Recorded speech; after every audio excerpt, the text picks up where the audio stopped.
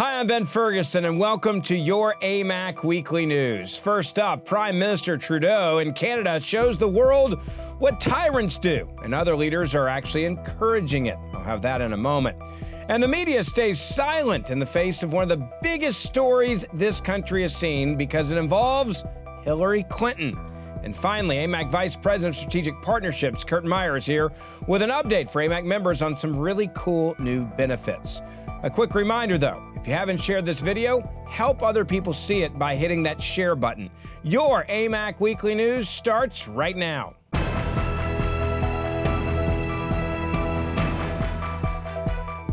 So Canadian Prime Minister Justin Trudeau is showing the world what it looks like to be a dictator and a tyrant in 2022. Trudeau decided to invoke the Emergencies Act for the first time in the history in Canada. Why? Because he wanted to squash the ongoing Freedom Convoy protests against coronavirus mandates and restrictions. Now, the act allows him to invoke various measures that could include banning people from gathering in certain areas, as well as restricting their travel across the country. This is all because truck drivers decide to stand up for their rights. Now, according to Trudeau, this is all part of his plan to defend the rights of Canadians. We'll always defend the rights of Canadians to peaceful assembly and to freedom of expression. But these blockades are illegal, and if you're still participating, the time to go home is now.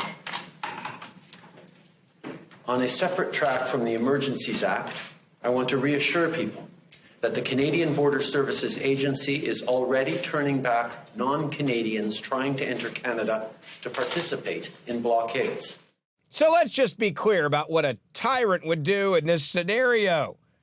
This guy who's in charge of Canada has the lowest approval rating of any prime minister in my lifetime, says that you've got the right to protest peacefully in Canada unless he disagrees with you and what you're protesting over. Now, this has gone further than just discouraging the truckers' protests against forced vaccinations. Trudeau has actually labeled all the truckers and anyone who helps them as terrorists. I wish I was kidding, but I'm not.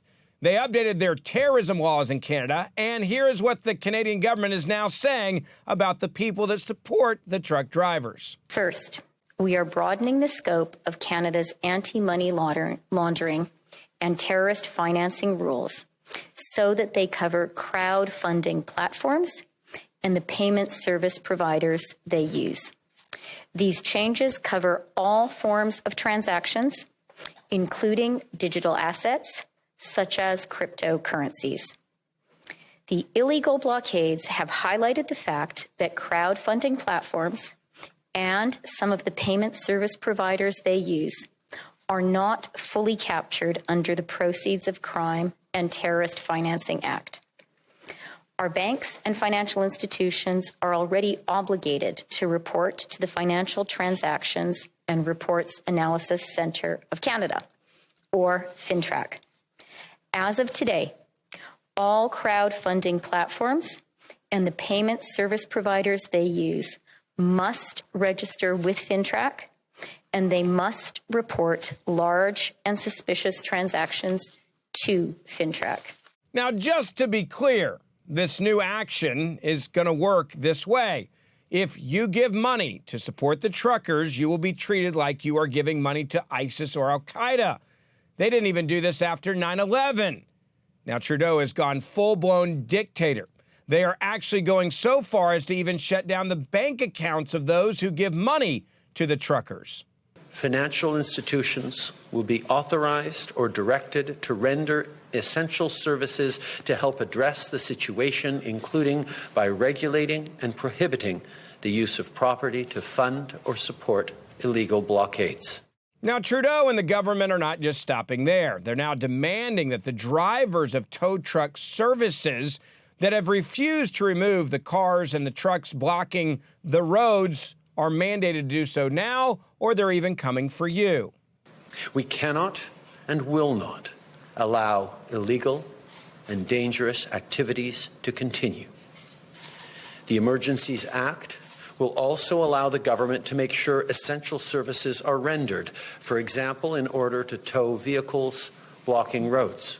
Now, thankfully, the tow truck drivers are just as united and infuriated about these dictator-like actions, and they are still refusing to tow the trucks.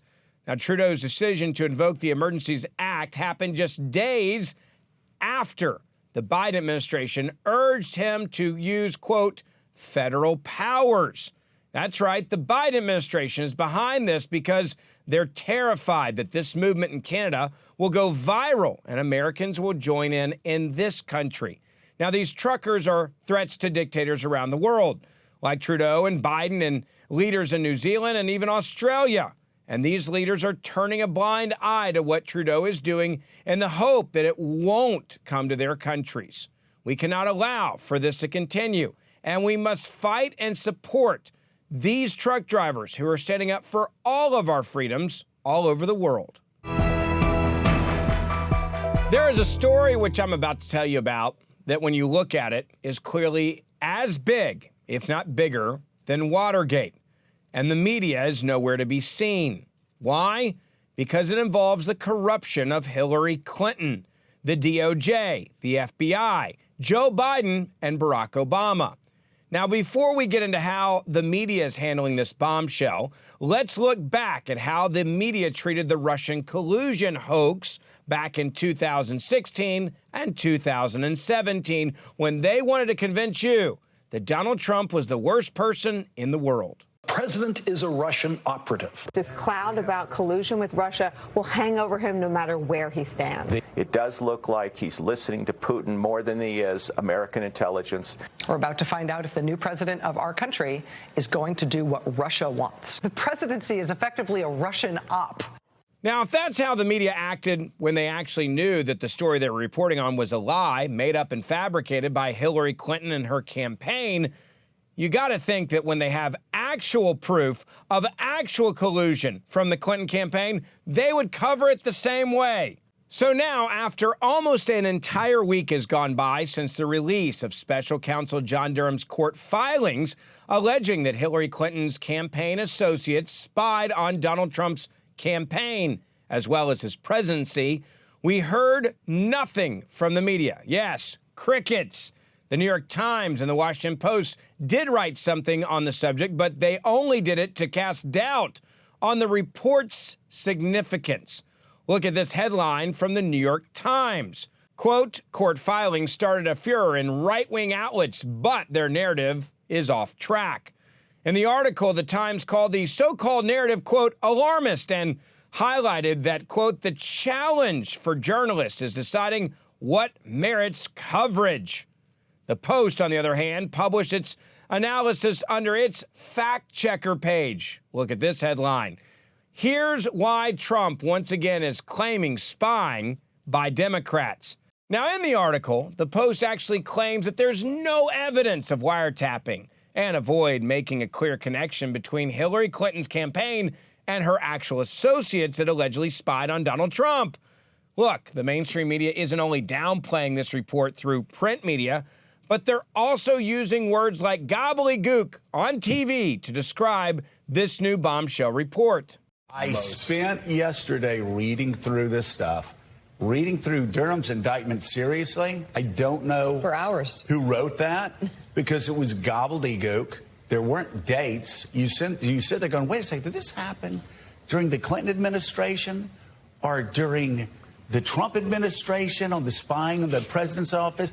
And then you have editorialists saying Hillary should be hung at high noon. They said, well, of course they didn't charge her with anything or suggest that she did anything wrong, or we don't really know when this happened.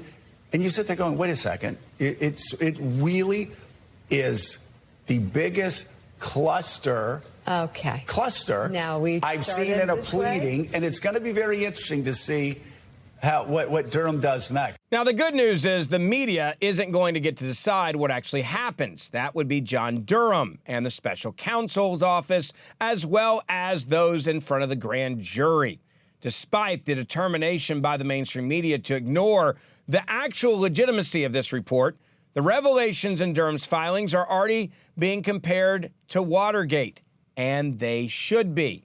Now, the major difference between this atrocity and Watergate is that the spying didn't stop at the end of the election, but continued on when Trump was actually the president. Just take a look at Representative Jim Jordan's reaction to the seriousness of this newly released report. I think the other big takeaway is President Trump was right.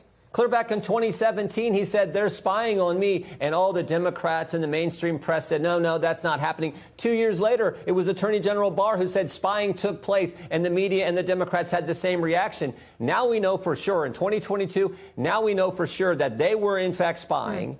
And it was, as I said yesterday, worse than we thought. Now, here's the other part of the story that should tell you just how serious all of this really is. Democrats are starting to say they believe that even Hillary Clinton went too far because they understand that if we allow this type of spying to happen in America, then everyone running for office is going to be paranoid, and that includes Democrats. Yeah.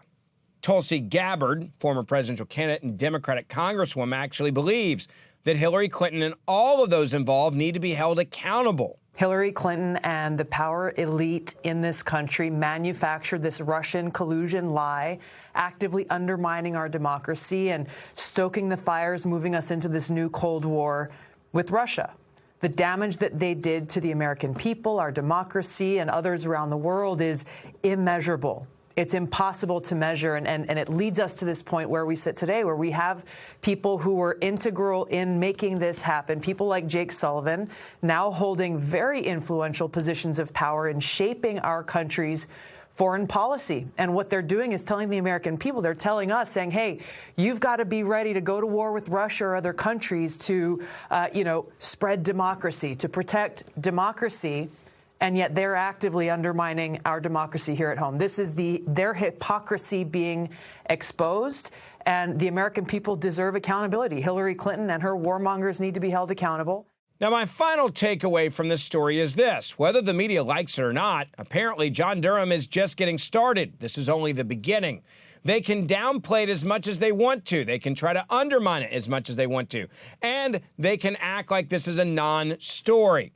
But this is going to be a major story, whether the media likes it or not.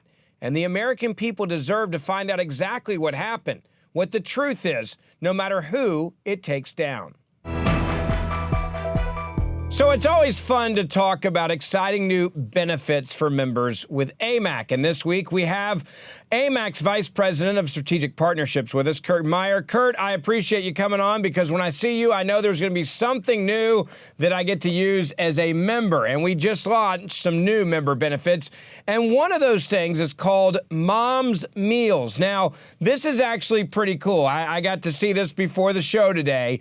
These are incredible meals that are ready to eat, shipped to your door at a discount. So if you're one of those that likes really good food, but you want to have them in the, where you can just put it in quickly and be eating pretty quick, this is how you do it.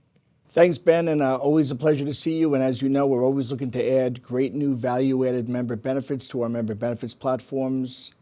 So like you mentioned, Mom's Meals, we were looking for something that had a good brand, solid name behind it. They're quality meals. They're discounted for the AMAC member.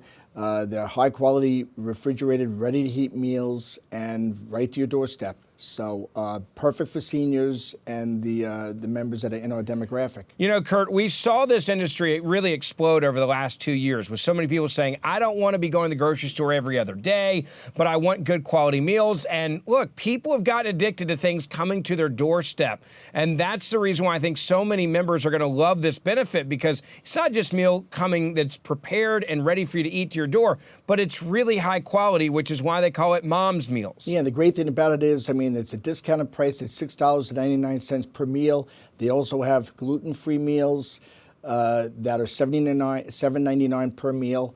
Again, high quality, well known out there throughout the industry. So we're excited. We just launched it this month, and we're excited to really see it get some traction with the members. Now, there's also something really cool that Amac has never done before, and this is actually a board game. One that you're going to love if you like dealing with elections. It is the Election 2020 You Decide board game, and this is something that if you haven't gotten it, if you've never seen it, you want to use it and get it. It's a blast. Thanks, Ben, and let me show you a quick snapshot of the game here. It's a lot of fun, very entertaining, I should say. The Amac members could get it for $45.45, which is a discounted price. It's called The Game, and it's brought by Election Fund Network. And it's basically players move elephant and donkey game pieces in a mock road to 270 by drawing cards, answering questions, and accumulating enough electoral votes to advance inside the game. We just launched it last week. We're very excited. And again, we think the members are going to love it. For people, if you want to know how to get these member benefits, you can go to the amac.us website, click on member benefits, and you can find everything there. We've got it up at the bottom of the screen as well so that you guys know. But again, take advantage of these special pricing. There's so many other things on the website as well. I tell people all the time, don't forget to check the website, Kurt, because you guys are every single week, every month, adding new member benefits, many that we never even get to talk about here on AMAC Weekly News. Yeah, absolutely. And like I said earlier, Ben, we're always looking for those benefits that we know our members will like. A lot of vetting goes into, picking the proper benefit for the membership. So just go to the amac.us website, like you mentioned, and click on the benefits tab, and you'll see our vast array of member benefits. Kurt, I appreciate your time. I felt like I was almost interviewing Santa today with that new beard you got going on. I like it. I like it. Thanks, Ben. Thanks, Kurt. That's it for this edition of your AMAC Weekly News. And a very quick reminder, if you haven't joined AMAC or renewed your AMAC membership, make sure you do it now. You get all these great benefits we just talked about, but you also get the AMAC magazine. And most importantly, you join more than 2 million other conservatives at the local, state, and national level as we fight back and to protect our First and our Second Amendment rights. Don't forget to renew your membership or join today. Make sure you share this broadcast as well on social media. I'm Ben Ferguson, and I'll see you back next week for our next episode.